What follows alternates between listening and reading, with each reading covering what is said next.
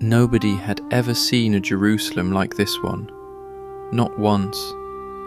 Even the Babylonians, the first time round, hadn't made this much of a mess.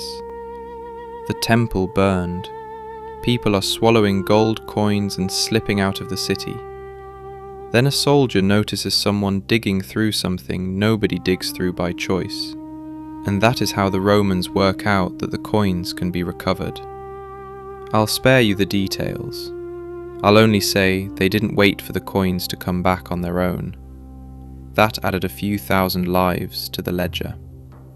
According to the chronicler Josephus, though, he did enjoy laying it on thick. The hills around the city are planted so thickly with crosses that it must have been a sight which came back to people in their sleep for the rest of their lives. That was the final bill for this city. And then the victor does what victors always do. He packs up the loot and goes home to show it off. There had to be a triumph. Titus, the Roman commander who has just taken Jerusalem and who will, in time, sit on the imperial throne himself, gets his great parade through Rome, and they drive through the streets, everything torn out of the city, so that the capital has something to look at. The golden table from the temple, the silver trumpets, and above it all, carried on men's shoulders, the great seven-branched lamp, the menorah. This is not a legend. The procession was later cut into stone on an arch that still stands in Rome, so you can go there and see Jewish prisoners hauling their own holy things for the entertainment of a crowd that has never seen them and will never understand what it is looking at. And at the very end of the procession, a man is led along in chains. Simon Bar Giora, one of the warlords who ran the besieged city. A Roman triumph followed an iron script, so when the procession reached the heart of Rome, at the climax of the whole festival, he was put to death. That was the whole point of him. The enemy finished off at the peak of the party, in front of a city having a marvellous day. And let nobody weep for Bar Giora in particular, because he was one more factional strongman who made life inside besieged Jerusalem hell for his own people, quite as thoroughly as Rome did. Nobody in this story is clean, from the first scene to the last. The menorah, that golden lamp, went after the triumph into a Roman temple, and that is where its trail begins.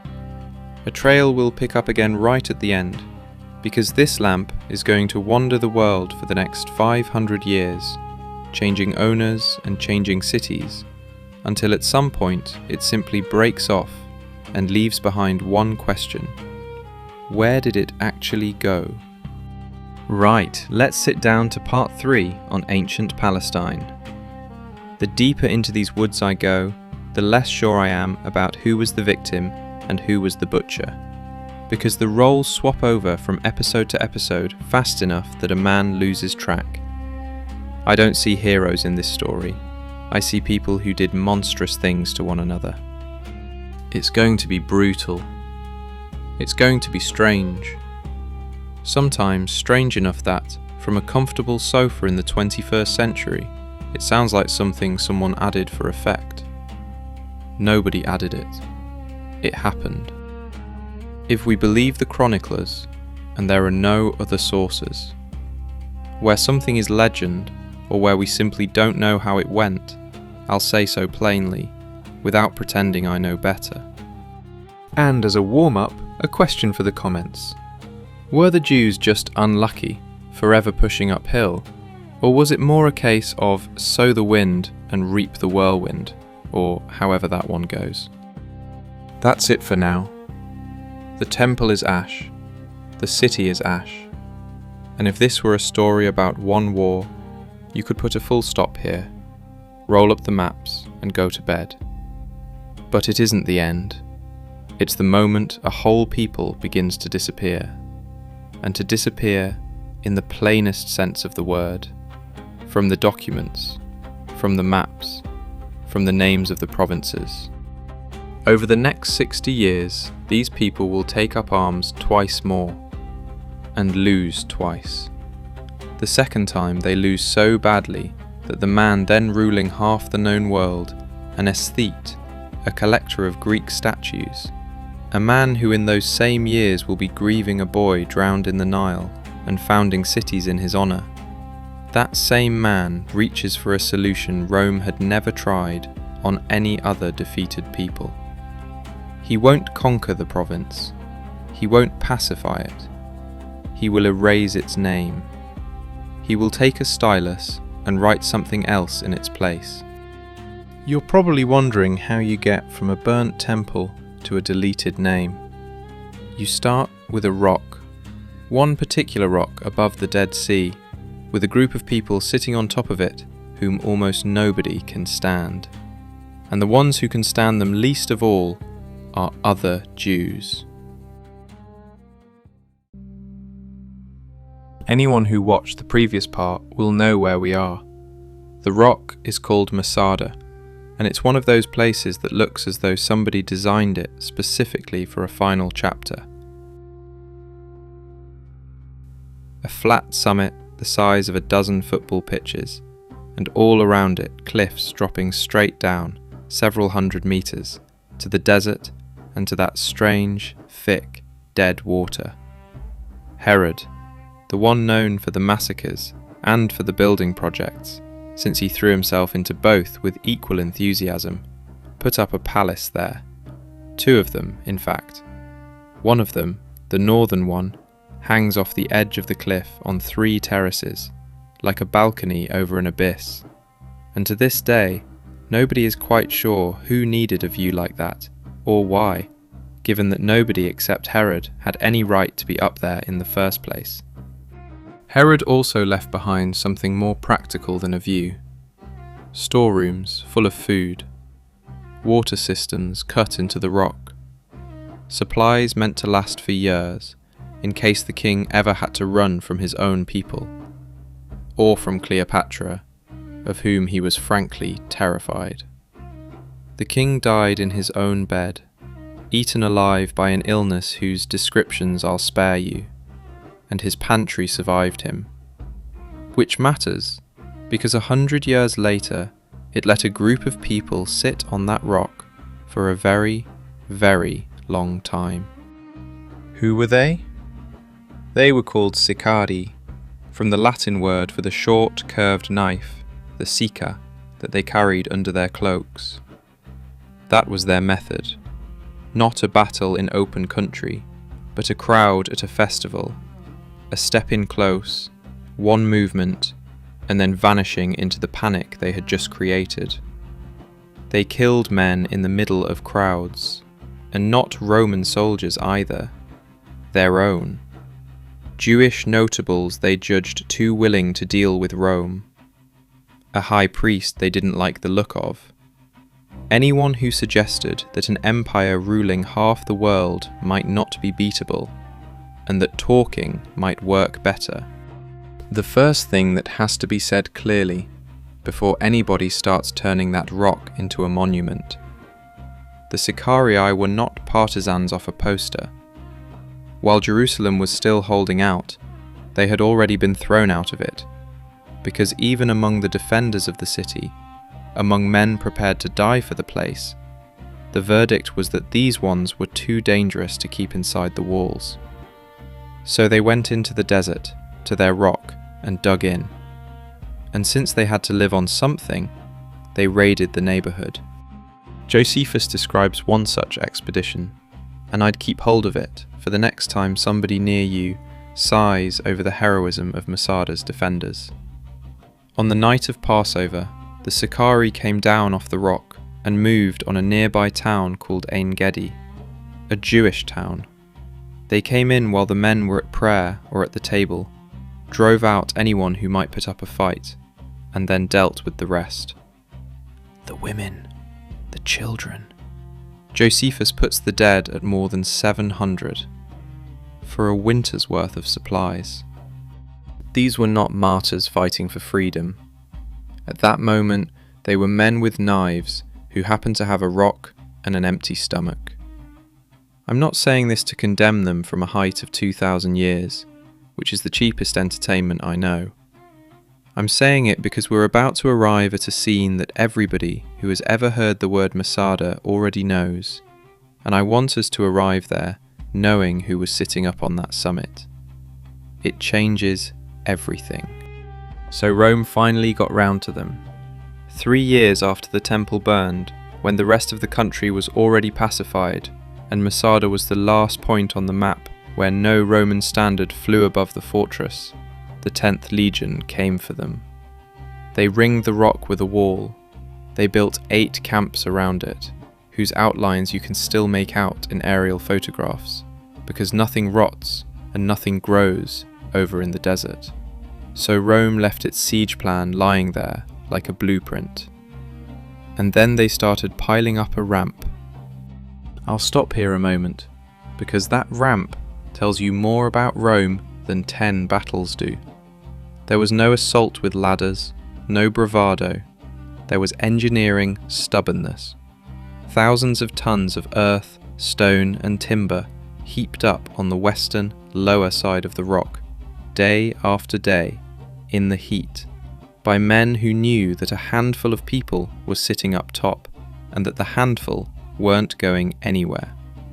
Rome was never in a hurry when it didn't have to be. It simply built a road uphill, metre by metre, until a tower and a ram could be rolled up it. The entire philosophy of that empire in one picture. We don't need to be faster. We have time, we have men, we have shovels. We'll wait until we're inside. And the ramp grew until it reached the wall. A tower was rolled up it, the ram went to work, and the wall finally cracked. Except that behind the cracked wall, the defenders had put up a second one overnight, thrown together out of wooden beams packed with earth. A clever move, because a ram hits a wall like that the way it hits a cushion. The earth gives, it absorbs the blow, and instead of breaking, it just compacts. Rome, which hated it when somebody turned out to be cleverer, changed tools. Instead of the ram, it took fire and set light to that wall of wood and soil. Josephus describes a moment here that sounds like an invention, though in this one case I'm inclined to believe him, because it's too illogical to make up. The wind first blew the wrong way and drove the flames back onto the Romans, onto their own machines, so that for a while it looked as though the rock were defending itself. And then, being wind, it turned again and calmly finished off the defender's last wall. Rome just waited for it to burn out. The assault was set for morning, and in they went. What happened up there that night, before they gave the signal to climb, is the most famous scene in this entire history, and also the one we're least sure of.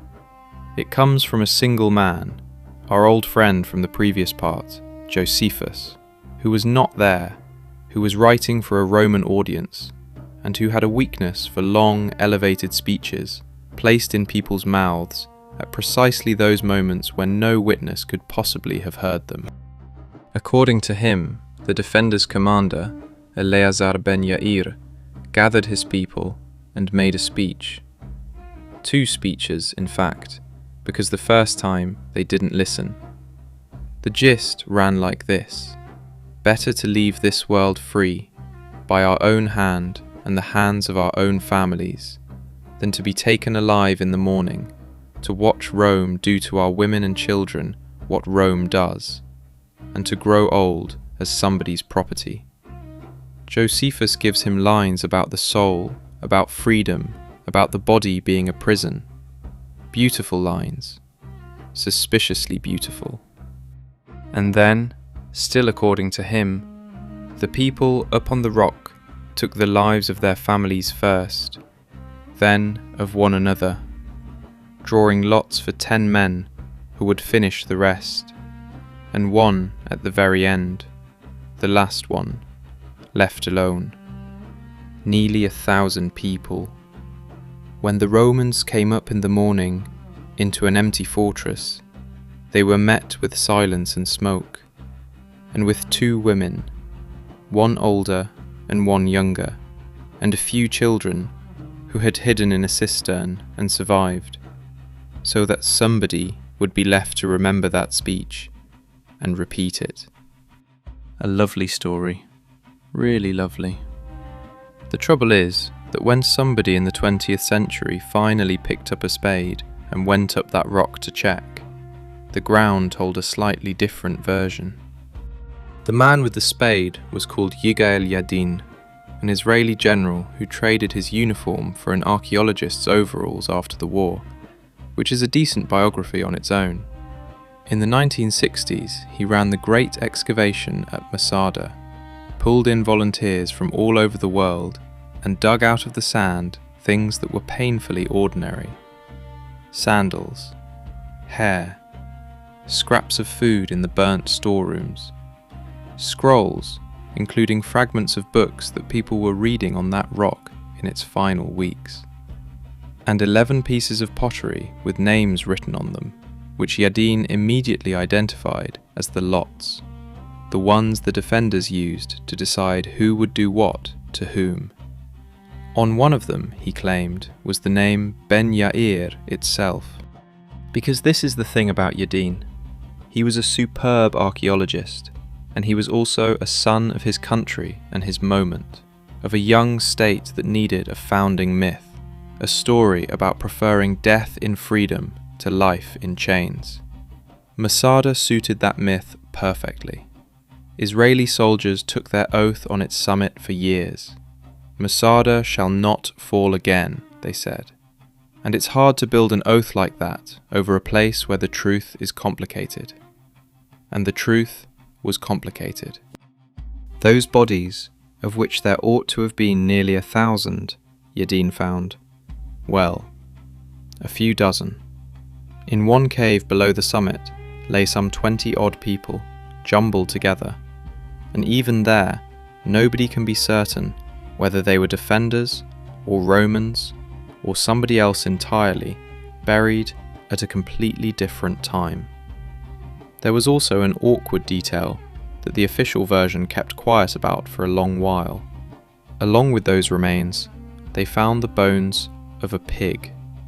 And a pig, in a Jewish grave, in a place meant to be a sacred monument to the last offenders, is not a detail you glue easily onto the legend, since a pig is something the Romans occasionally buried their own with.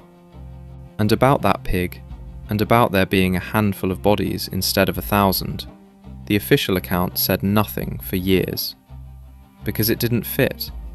And even so, the state took that handful of bones, gave them a funeral with military honours, and buried them as the last defenders of Masada, with a general speech over the grave, though nobody could prove they were defenders at all. The myth needed bones, so the bones got a hero's burial, whether they had earned one or not. What's more, some researchers shift the fall of the rock by a year, because we aren't even certain of the date. Years later, the Israeli sociologist Nachman ben Yehuda wrote a whole book about it, taking the myth apart so methodically that some people haven't forgiven him to this day. His thesis, in short, runs like this: that what we know about Masada is 1/3 Josephus, 1/3 archaeology, and 1/3 what we very much wanted to see there, and that the last third is the loudest. I'm not going to tell you how it really was, because I don't know, and anybody who tells you they do know is selling you something. Maybe there was a speech and a collective departure, more or less as Josephus writes it, only with fewer people than he claimed. Maybe some took their own lives, and some died fighting when the wall finally came down, and Josephus smoothed it all into one elevated scene. Maybe the truth is different again, and lies somewhere under sand that nobody will ever dig.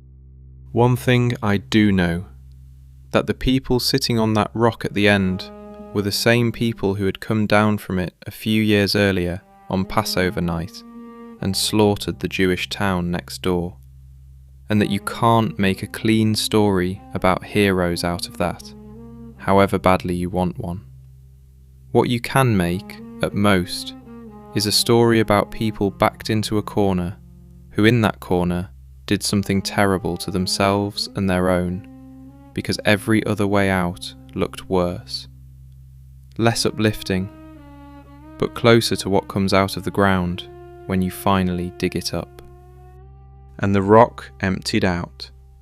Rome left a garrison on it, then monks, then nothing.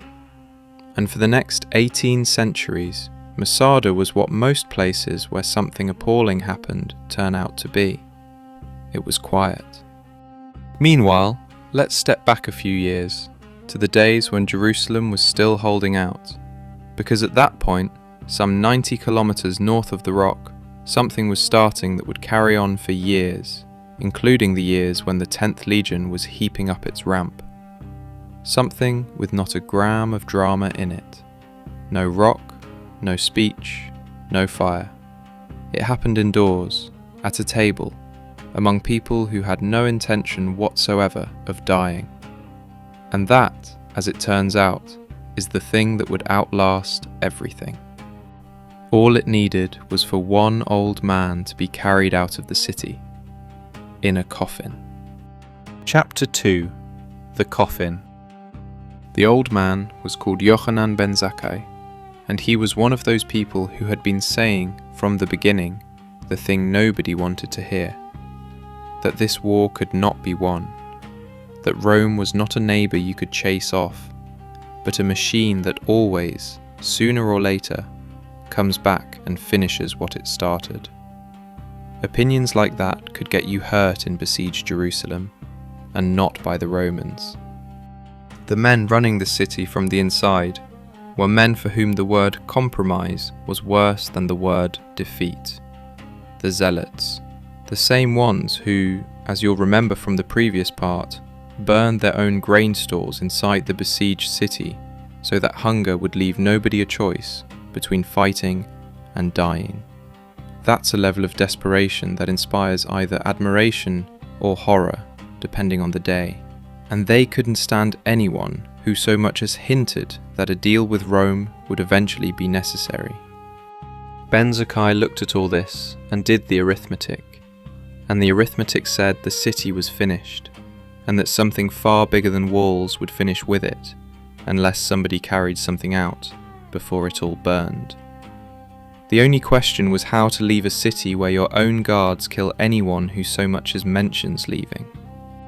The Talmud, that vast collection of Jewish law, argument and story, written down a great deal later, and which over the following centuries will matter to this people more than most states ever did, is the source that tells us how he managed it. The story is so good that it's suspiciously smooth, so I take it with a raised eyebrow, but I do take it. Ben Zakkai came to an arrangement with the zealot commander, who happened to be his own nephew, a man whom tradition remembers as Abba Sikra. The plan was simple and macabre. The old man pretended to be ill.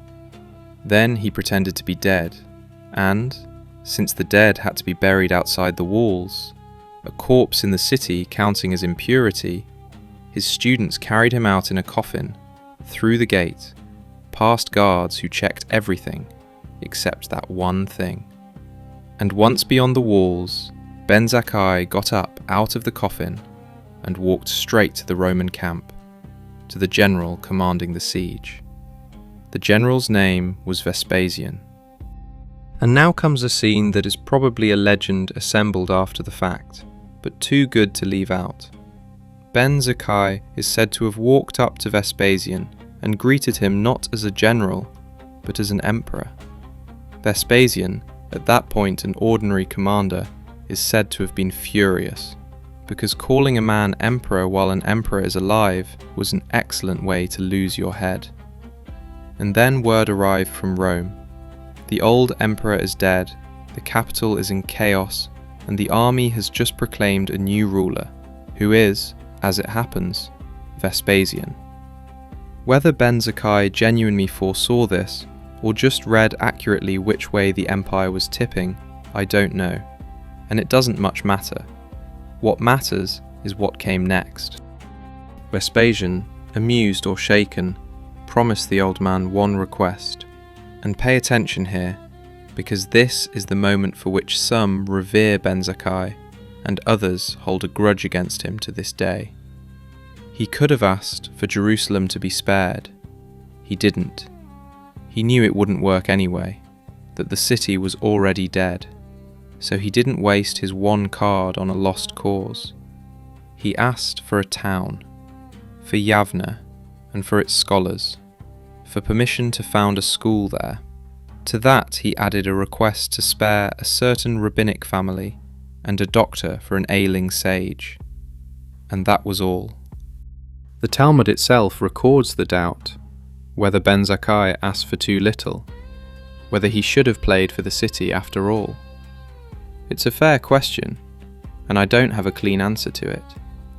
I'll only say that this was a man who cut a deal with the general, burning his country, left a city under siege in a coffin, and staked everything on a school in the middle of nowhere, rather than on his national capital. To the besieged, he was, more or less, a traitor, and it's hard to blame them, because he was consorting with the enemy in the middle of a siege. And from the perspective of the next 2,000 years, he comes out of it as probably the shrewdest player in the whole story. Because in Yavne, something happened that had no business working. Until then, the Jewish religion had an address, one place on earth, the temple, where the priests made offerings, where people came on pilgrimage, where God, so to speak, lived. Burn that place down, and the religion should collapse with it, the way the cults of hundreds of other peoples collapsed when Rome levelled their temples. Peoples nobody remembers now. Ben Zakkai and the men around him did something else. They moved the religion out of a building and into a text. If there's no altar, there are no offerings. So instead of offerings, there will be prayer.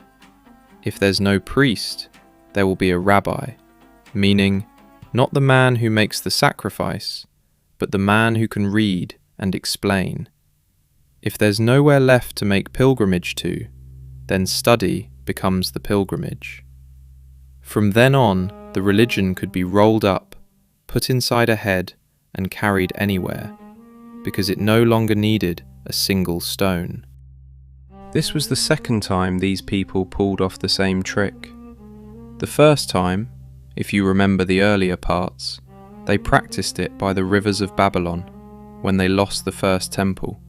Now, over the second ruin, they finished the job, which is part of the answer to the question running through this whole story. Why did they survive when so many larger and more powerful peoples of the age vanished without trace? Because they learned to carry a homeland in their heads when it was taken out from under their feet. One more thing happened in Yavne, less famous and more important, because that is where a certain divorce went through.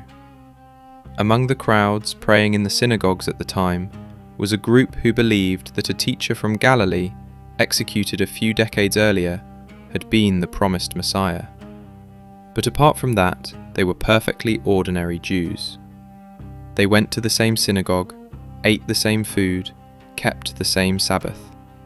To everyone else, they were just a slightly odd branch of the family.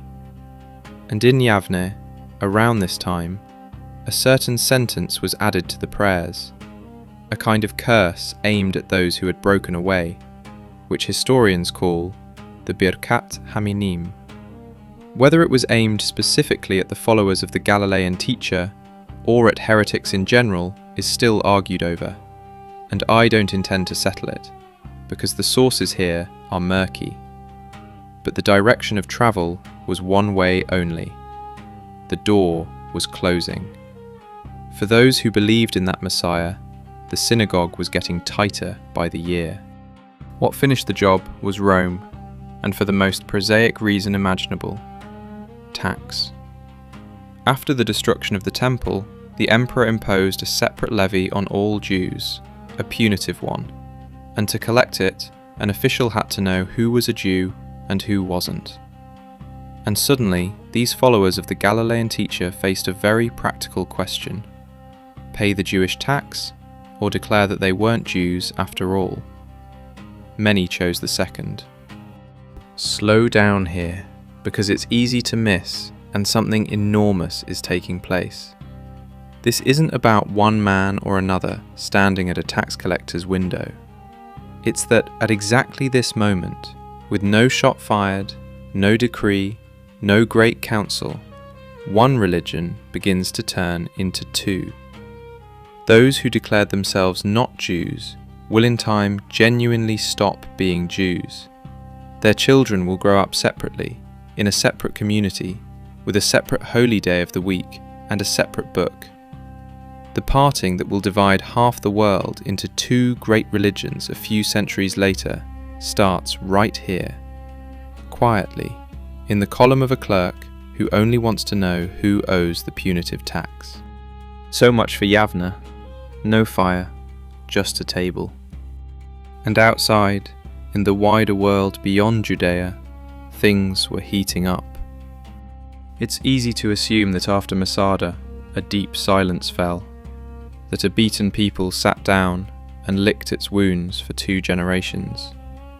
Not true.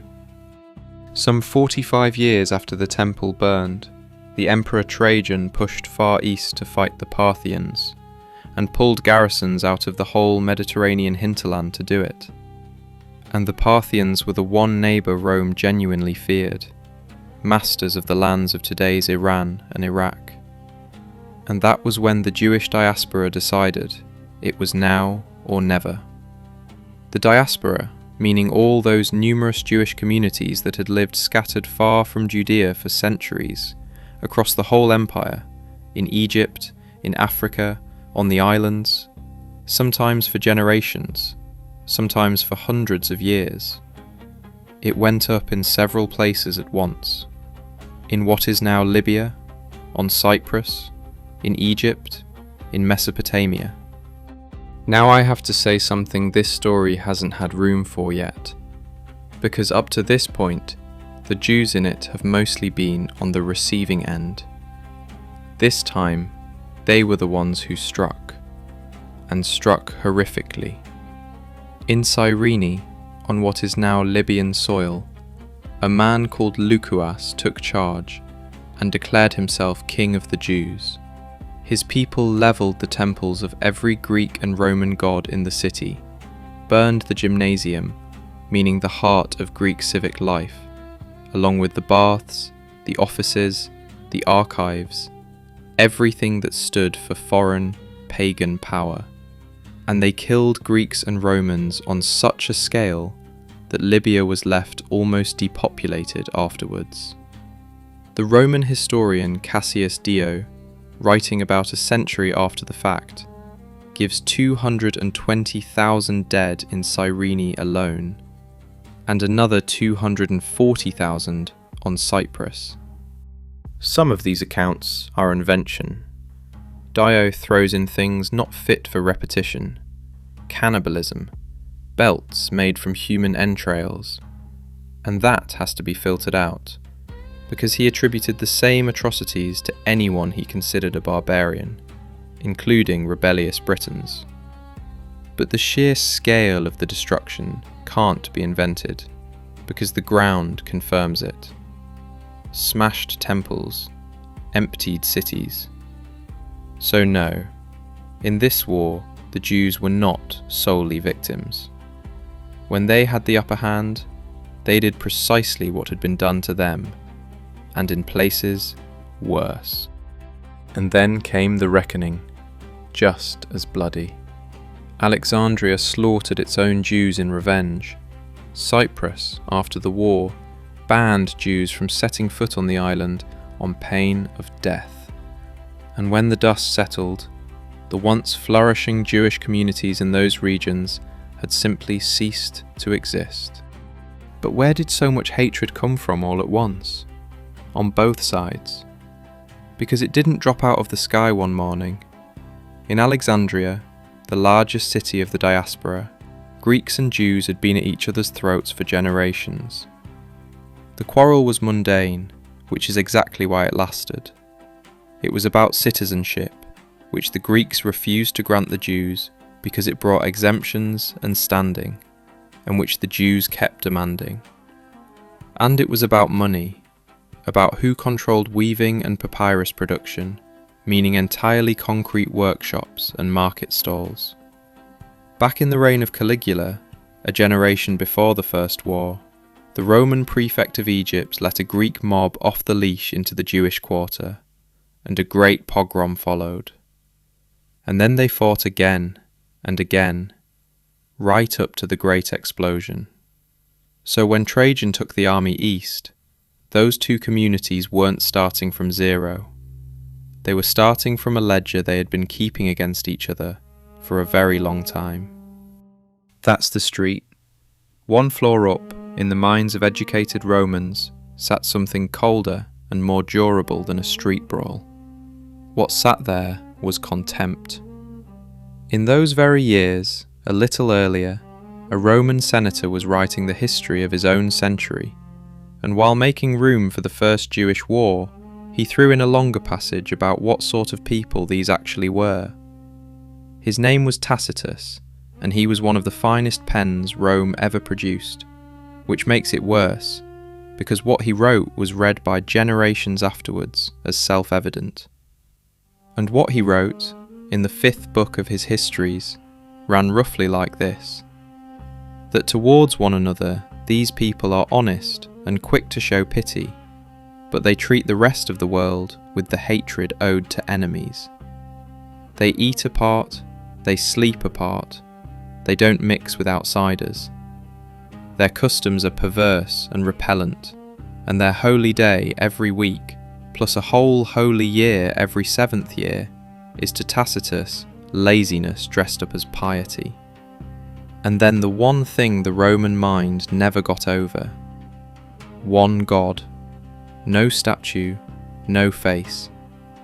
That same empty room which had stopped the Roman commander Pompey in his tracks nearly 2 centuries earlier, when he forced his way into the Jewish temple, certain he would find a golden god inside, and found nothing, looked to a Roman gentleman at dinner not like a different faith, but like the absence of any faith at all, like godlessness. And godlessness, the refusal to honour the gods of the city and the emperor himself, was not an eccentricity in Roman eyes. It was close to treason. And here I have to be honest, because it's easy to turn Tacitus into an eternal truth about how Rome always saw the Jews. It wasn't always. Before the First Temple fell, Roman opinions of this people varied, sometimes indifferent, sometimes quite friendly. It was Titus's triumph that needed an enemy as hideous and foreign as possible, so that there was something to boast about and someone to grind down. And that version set hard. Tacitus didn't invent it, he inherited it and wrote it down so smoothly that it reads like cool observation, when a great deal of it is advertising for a victory 40 years old. And people still read him. So that was the world an ordinary diaspora Jew lived in, hated on the street by his Greek neighbour over the same market stall, despised from above by his Roman master for eating apart and praying to a god you can't see. Take the garrison out of a city like that, send the legions off against the Parthians, and you don't need a prophet to work out what happens. This war was put down by a man who deserves his own paragraph, because he's one of those figures history tends to mislay, and that's a shame. His name was Lucius Quietus, and he wasn't a Roman by blood.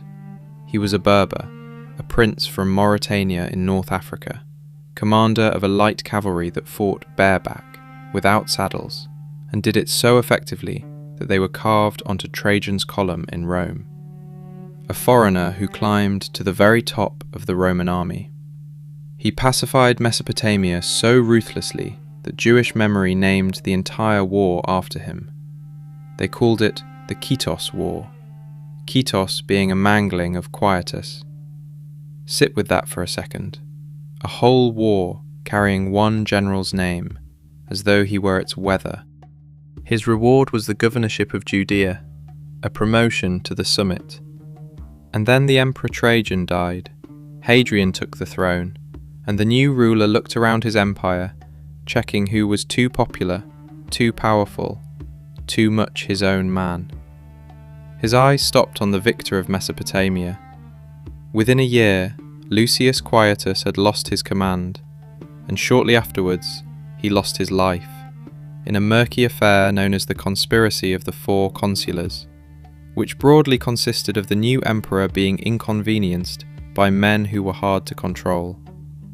The man a war was named after was killed by his own side less than a year after his triumph.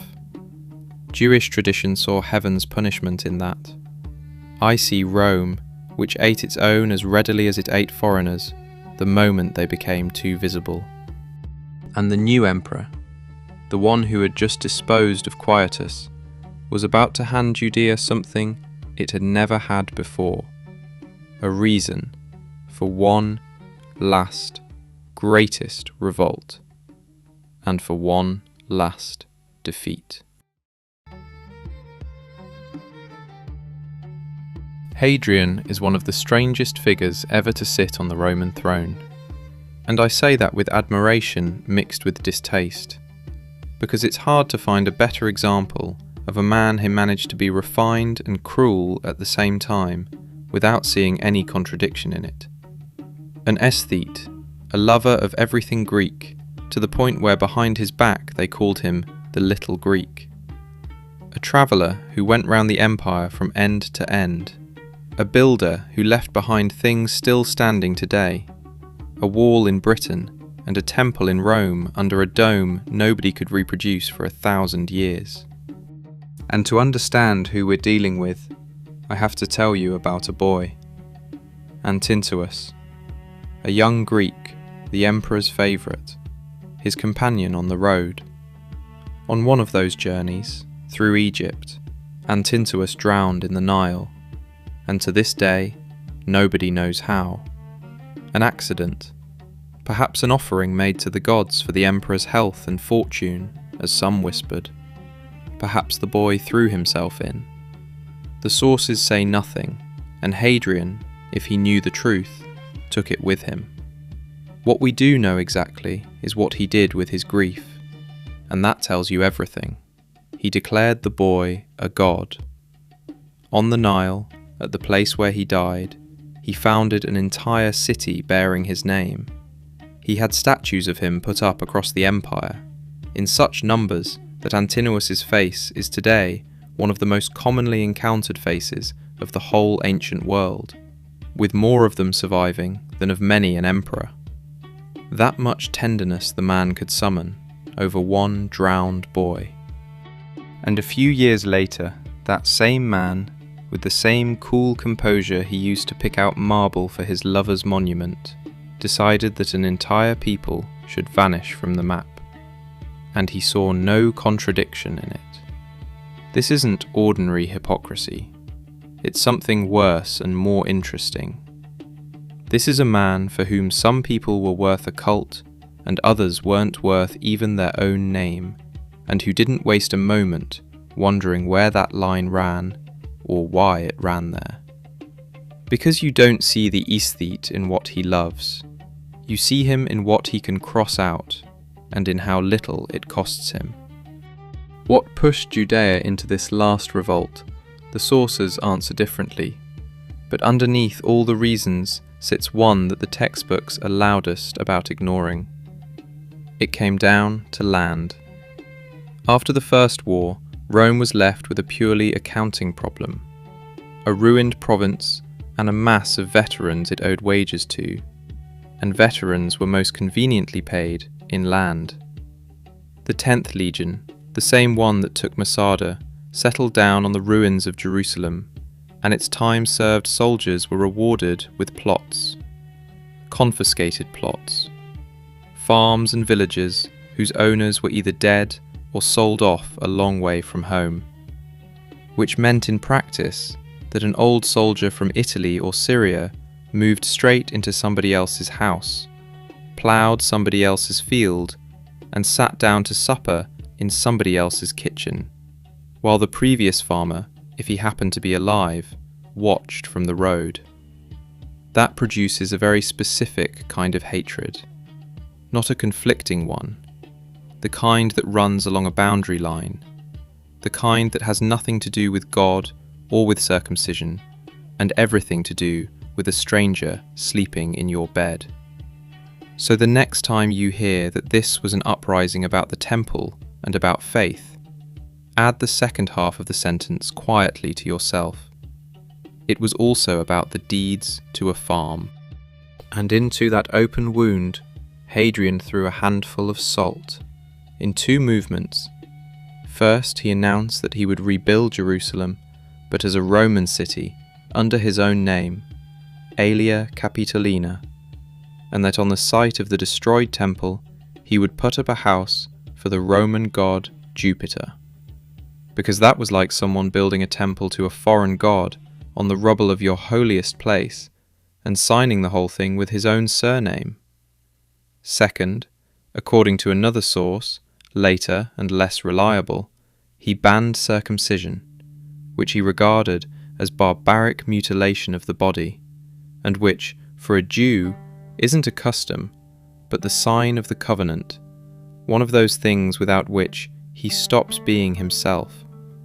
Historians argue over whether the ban was the spark, or rather, a punishment imposed afterwards, and I won't settle that for them. What matters is that enough of it piled up at once that somebody finally reached for a weapon.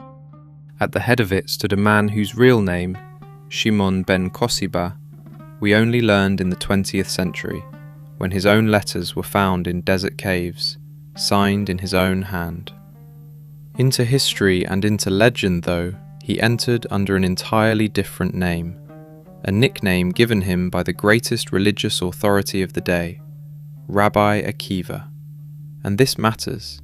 It is one and the same man, so keep that in your head, because I'll be calling him both.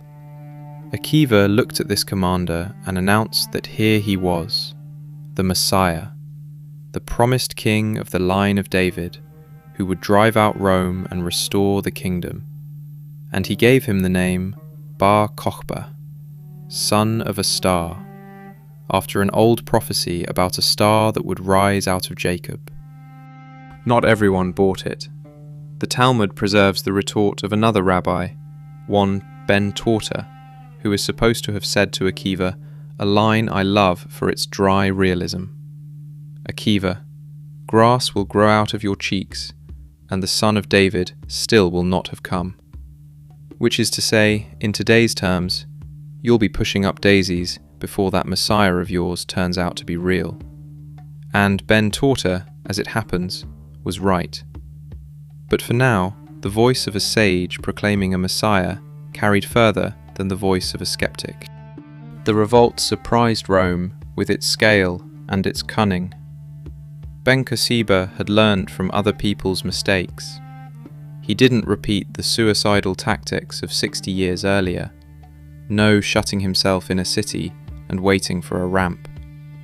He went for underground warfare in the most literal sense.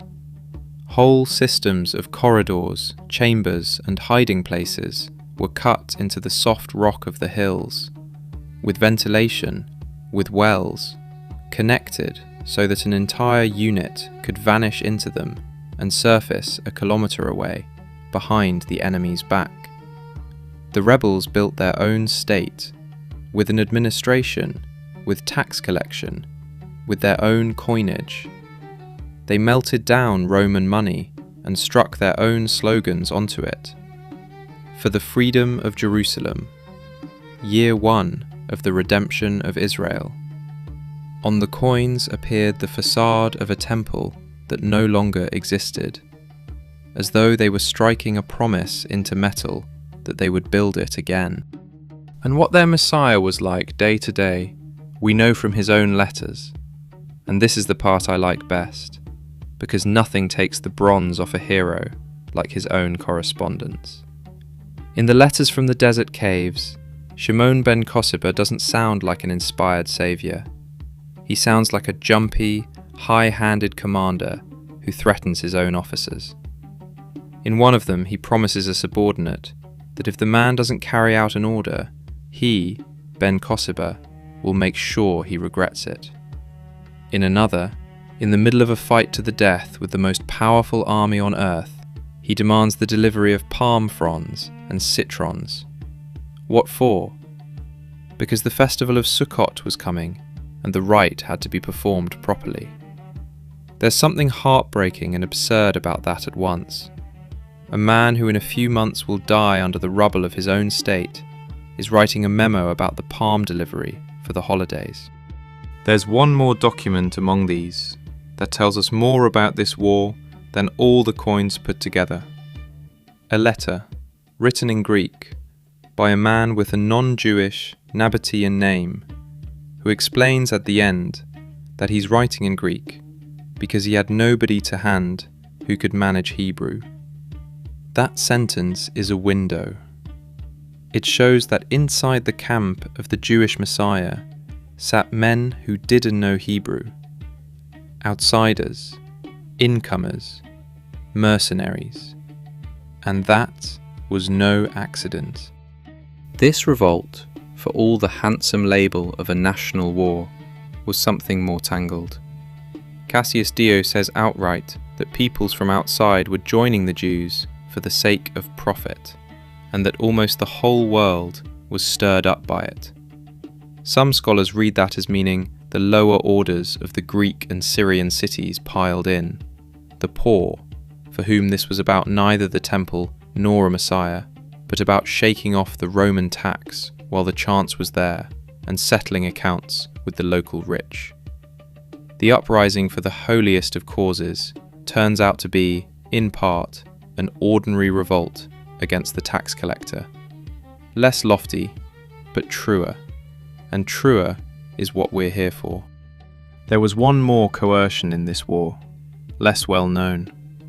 Remember, from the chapter on Yavne, those Jews who believed in the Galilean teacher as the Messiah, they couldn't accept Bar Kokhba because they already had a Messiah, and a different one. The Christian writer Justin, living just after the war, claims that Bar Kokhba had them punished for it unless they renounced Jesus. Take that at arm's length, because Justin is an apologist with an interest in painting Jews as persecutors, and there's no confirmation of it in Bar Kokhba's letters or in the ground. But if it's even half true, this Messiah by grace of Akiva was capable of turning on his own as well. We even have a face for this war, a woman's face, which is rare, because women in these stories are usually background, if they appear at all. In the same caves where Ben Kosiba's letters lay, a second bundle of documents was found, belonging to a woman named Babatha, and thanks to her, we know more about her life than about many a king. She was nobody important. She was a reasonably well-off owner of date palm orchards somewhere south of the Dead Sea. She was widowed, married again, and was widowed again. From her papers there emerges a perfectly ordinary, human, complicated life. Lawsuits over money, a dispute about the guardianship of her orphaned son, and about the guardians paying out too little for the boy's keep. The awkward business of her second husband's other wife, since it turns out he had two at once, and after his death, below ladies went to court over the estate. Contracts, receipts, writs, all written down, signed and sealed, in Aramaic, in Greek, in Nabatean, because in that world a single document could pass through 3 languages. And when Rome came, Babatha wrapped up that entire paper world, her whole life, in legal documents, in a leather satchel, and fled with it into the mountains, to a cave above a cliff. She probably thought it was for a short while, that she'd wait it out. She never got those papers back. She never came out of that cave. 1900 years later, somebody found her documents where she left them, not far from her bones. The entire world of one completely ordinary woman, her 2 marriages, her quarrels over boundaries and over her son, her small, stubborn domestic wars, outlived whole empires, purely because she hid in a grave she hadn't chosen. Rome, once it grasped the scale, stopped playing. Hadrian brought his best commander, Julius Severus, from the other end of the empire, all the way from Britain. And Severus did exactly what Rome did best. He didn't look for a great battle in which rebels might distinguish themselves. He set about strangling them instead. Fortress by fortress, hideout by hideout, cutting off water, cutting off food, waiting for hunger to smoke people out of the tunnels. It took nearly 4 years and consumed so many Roman soldiers that when Hadrian later wrote his report to the Senate, he left out the formula emperors always included, the routine one, "I and the army are well." He didn't write it, because the army was not well. One entire legion, the 22nd, disappears from the records after this war so smoothly that nobody is certain even now whether it wasn't cut to pieces somewhere in those hills. The empire won, but it paid so much that it preferred not to write about it. The last point of resistance was the fortress of Betar in the hills near Jerusalem. And now I'll do the thing I enjoy. I'll show you 2 versions of the same fall, because the difference between them says more than either does alone. The version Jewish memory preserved is larger than any chronicle could carry. The Talmud tells of a river of blood that rolled boulders all the way to the sea, of horses wading in blood up to their nostrils, of the brains of 300 children dashed against a single stone, of hundreds of baskets filled with prayer straps gathered from the dead. These aren't numbers. This is the language of mourning, reaching for something bigger than arithmetic, because ordinary figures stop being enough when it hurts that much. I give it to you as the thing memory holds, not as the thing the ground holds. And the ground holds something simpler and quieter. A fortress on a hill, a siege, water cut off, and a very great many people who never came down off that hill alive. It fell, so tradition has it, on exactly the same day of the year as both temples, the 9th day of the month of Av, though that particular coincidence is so perfect that it smells more of symbolism than of a calendar. And the figures Cassius Dio gives for the whole war are the kind your hand hesitates before repeating. 50 fortresses levelled, 985 villagers, 580,000 killed in the fighting alone, not counting those taken by hunger and disease. And there's no getting round it. At this point, the numbers stop meaning anything, because I read them out, you hear them, and neither of us can picture 500,000 people at once. So let's set precision aside for a moment. We can halve Dio, as the more cautious prefer, or we can leave him as he is, because newer estimates from the demography of the period suggest he didn't exaggerate all that much. It comes out the same either way. An emptied country. There's one more detail about Ben Cassiba that tells you everything about what sort of commander he was. Tradition preserved his prayer before battle, and it is not the prayer of a humble servant of God. It runs roughly like this: Lord, if you won't help us, then at least don't help our enemies. That isn't a request. It's very nearly a threat aimed at heaven, thrown out by a man who had started to believe he could manage on his own, as long as God stayed out of his way. And when his body was found, or rather, as tradition has it, his head, it was brought to Hadrian with a snake coiled round the neck. The emperor looked at it and said a line that is, in its way, the highest praise a man like that could receive from a man like that.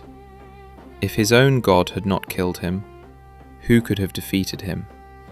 Even Rome, even that aesthete who was about to erase his name, conceded that this one they hadn't beaten in a fair fight. They wore him down, they starved him out, they waited him out, but they did not beat him. And his name travelled the whole distance alongside his fortunes. He began as Ben Kosiba, an ordinary surname off a family document. In glory he became Bar Kokhba, son of a star, the Messiah. And when it all came down, the disenchanted sages, the same ones who a generation earlier had been so carried away, twisted the name once more into Bar Koziba, son of a lie. 3 names for one man. One he was born with, one he was given in triumph, and one they threw at him when it was all over. History is rarely that cruelly literal. But let the last image of this war be neither a commander nor an emperor, because neither of them deserves it. Let it be a cave. In one of those cliffs above the desert, there's a grotto you reach by going several dozen meters down the rock face, on ropes or ladders, right over the drop. A group of refugees sheltered in it, families, men, women and children, who decided it was better to disappear into a hole in the rock than fall into Roman hands. And the Romans found them, except they didn't climb down, because why would they? They pitched camp on top of the cliff, directly above those people's heads, and waited. All they had to do was watch one exit and let hunger do the work. The people in the cave left this world of starvation a few dozen meters beneath the boots of the men hunting them. When archaeologists went in there in the 20th century, abseiling down on ropes to get ahead of the looters who stripped such places for the black market, they found several dozen skeletons, and on some of them lay small pieces of pottery with names written on them. Someone in the final days, when it was already clear that nobody was leaving, wrote down who was dying there with him, so that they wouldn't vanish nameless, so that at least that scrap of clay would remain as proof that they had existed. They also found there, entirely separately, the body of a child wrapped in cloth from 6,000 years earlier. So that cave had been a grave for a very long time before these people ever reached it. The place was named the Cave of Horror, and frankly, I don't know a better name for it. And that is the real price of this war, not the one in Dio's figures, not 50 fortresses and 900 villages, but a dozen or so names scratched into clay by people who knew that in a few days there would be nobody left to say them. The revolt was over, and now Rome was going to do something it had done to no other conquered people. Chapter 4. The Erasure. Normally, when Rome beat someone, it made a province out of them, collected the taxes and moved on. The defeated stayed who they were, they simply paid now. With Judea, it was decided differently. On the ruins of Jerusalem rose a Roman city, the promised Aelia Capitolina, with straight streets cutting each other at right angles, with a forum, with baths, with a temple of Jupiter where the holiest place had once stood. And if you remember Pompey from an earlier part, the Roman commander who nearly 2 centuries before had forced his way into the Jewish sanctuary, certain he would find some golden statue of a god inside, and found an empty room, because that god had no image and wanted none, then that emptiness was now over. In the place that had once left Pompey speechless by the sheer absence of a god, there now stood a house of Jupiter, and reportedly a statue of Hadrian himself on horseback. The empty room finally got its idol, a foreign one. And over the gate, according to a later tradition, which I give you as tradition and not as fact, they had an image of a boar placed, the emblem of the 10th Legion, stationed there. A boar, a pig, an animal unclean to a Jew, over the entrance to a city that had once been his capital. If it's true, it was cruelty of a refined kind, the sort done for the pleasure of the humiliation itself. And a ban was put in place. Jews were forbidden to enter the city, on pain of death. They were to keep away from it, as one source puts it, so that they couldn't even see the land of their fathers from a distance. In time, this eased, to the extent that once a year, on the anniversary of the temple's destruction, they were allowed to approach and mourn the ruins. The Christian writer Jerome, who lived in those parts a few hundred years later, left an image that makes your skin crawl. Old Jews, he writes, come on that one day, pay the Roman soldiers a bribe for the right to weep and mourn over stones. They buy their own despair. They pay for permission to grieve over what was taken from them. And then came the final erasure, the one this part began with. Hadrian changed the name of the province.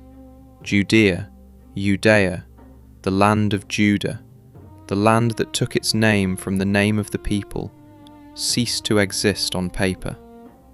In its place they wrote Syria Palestina. There's an irony in that, which we've been following since the first part of this story, so let me close it off. The name Palestina comes from the Philistines, from a people who were Israel's ancient enemy, and who had themselves vanished from the record hundreds of years earlier, dissolved, ceased to exist as a nation. So Hadrian took the name of a dead enemy and stuck it onto the land of a living one. Whether that was so that the living one would begin to disappear too, or simply because an old geographical name happened to be lying about and nobody thought hard about it, historians argue. But the effect was one thing, and it was well aimed. The people were to be separated from their own land, even at the level of the word. At the same time, the persecutions ran. Teaching the sacred law was banned, the Sabbath was banned, circumcision was banned, again. Those 3 prohibitions. Hold on, we've had this somewhere before. Because they are exactly the same 3 that the Greek king Antiochus introduced 300 years earlier. The one with the altar of a foreign god in the temple. The one who nearly erased this people the first time round. It's only now assembling for me. 2 different empires, 300 years apart, and the same gesture. As though anyone who wanted to break this people instinctively reached for the same throat. What comes now are scenes Jewish memory has preserved as some of its most important, so I'll tell them carefully, because they are scenes about leaving this world, and I promise to go easy on the strong images. They took Rabbi Akiva, the same man who had proclaimed Ben Kosiba the Messiah, though his crime in Roman eyes was simpler, because he never stopped teaching the law despite the ban. He was executed publicly, in a manner I won't describe, because there's no need. The account says that as his life was being taken, he was reciting the most important of all Jewish sentences, the declaration of faith that begins with the word, listen, in Hebrew, Shema. one sentence saying that God is one, and that Akiva drew out the last word of that sentence, the word one, drew it out and drew it out until there was no more of him. Tradition would have us believe that he was smiling as he did it, because all his life he had wondered whether he could fulfill the command to love God with all of himself, even while his life was being taken. And here at last he could. Akiva wasn't alone. Tradition preserved one more, a teacher named Hanina ben Teradion, taken for the same crime, teaching the law in defiance of the ban. They wrapped him in the same scroll he had been reading from, a scroll of the Torah, and I'll leave the rest, because I promised to stay away from the strong images, and you can finish that sentence yourselves. I'll only tell you what, according to the account, he answered the students who watched and asked him what he could see. That the parchment is burning, but the letters are flying upward, free. The parchment burns, the letters fly. And that's all. I won't comment on it because there's no need. These two are counted among the so-called 10 martyrs. And here I have to be honest, because this particular point matters. Those 10 are not one event. A later liturgical poem gathered various figures from various decades and stitched them into one theatrical whole, for the force of it. From a scholarly point of view, only some of those 10 were actual martyrs of these persecutions. The rest joined the list later, by the force of the story. I say this not to take anything away, but so that we know where the chronicle ends and where memory begins, memory having its own laws, equally important and entirely different. And those who survived ended up on the market.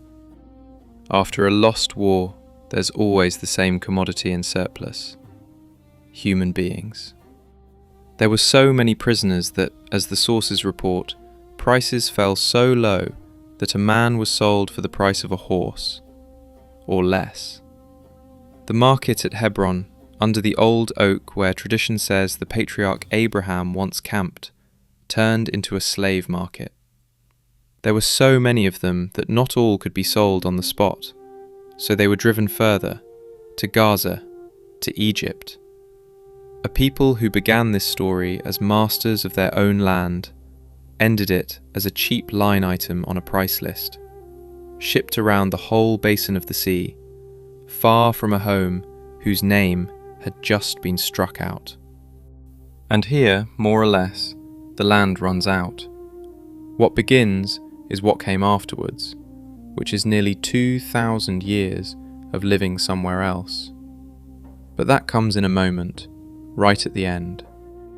The centre of Jewish life, what was left of it, shifted north to Galilee. There, in quieter towns, far from the cancelled Jerusalem, the sages carried on doing what Ben Zakkai had started in a coffin.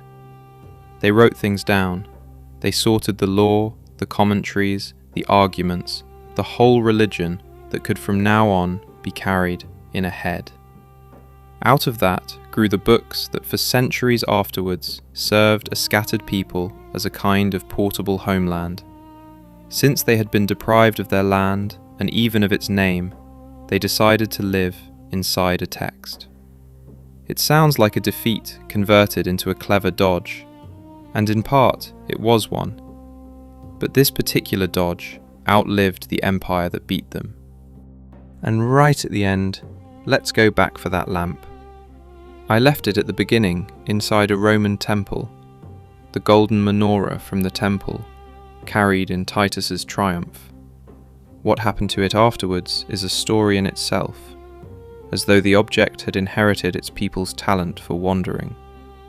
It stood in Rome for centuries until the city was sacked by the Vandals, the Germanic invaders who in those years were plundering half the Western world, and they carried the lamp off to Carthage. Then Carthage was taken by a Byzantine general, Belisarius, who carried it further, to Constantinople. Hang on, have I definitely got that order right? because all these cities are starting to run together. Right, I have. And it was in Constantinople, so the account goes, that somebody whispered something unsettling to the emperor of the day, that every city which had held this lamp was sacked afterwards. Jerusalem, Rome, Carthage. The emperor, no fool, decided not to tempt fate and sent the menorah back to Jerusalem, to one of the churches there. And then the Persians took Jerusalem, and the lamp disappears. Just like that. No record, no trace. The most important object from a temple that no longer existed wandered the Mediterranean basin for 500 years, outlived 3 empires that owned it, and then simply stopped appearing in anybody's accounts. Where it is, nobody knows. The trail breaks off, and that's that. I'm telling you this up to the point where the chronicles fall silent, and anyone who claims to know what happened next is selling you something. At the start of this whole story, several parts ago, there was a song, the Song of the Exiles by the Rivers of Babylon, the one about how, if they forget Jerusalem, may their hand wither. It came back through the whole history like a refrain. It was sung over the first ruin, it was sung over the second, and now it came back a third time, except that this time there wasn't even a name left to remember, because on the map, where Judea had been, stood a foreign word, taken from a long-dead enemy. Every year, at the festival table, somewhere in a foreign city, one sentence was spoken, and it went on being repeated for the next 18 centuries, in hundreds of languages, on every continent this people was scattered across. Next year, in Jerusalem. They repeated it without a shred of sensible reason to believe it. Whether it was a prayer, or a habit, or a stubborn lie repeated so long that it starts to sound like a promise, I don't know. I suspect they didn't know either. And what came of it, where it carried them, who they met on the way, and how much more they lost before anyone came back, is an entirely different story. And maybe one day, we'll come back to it.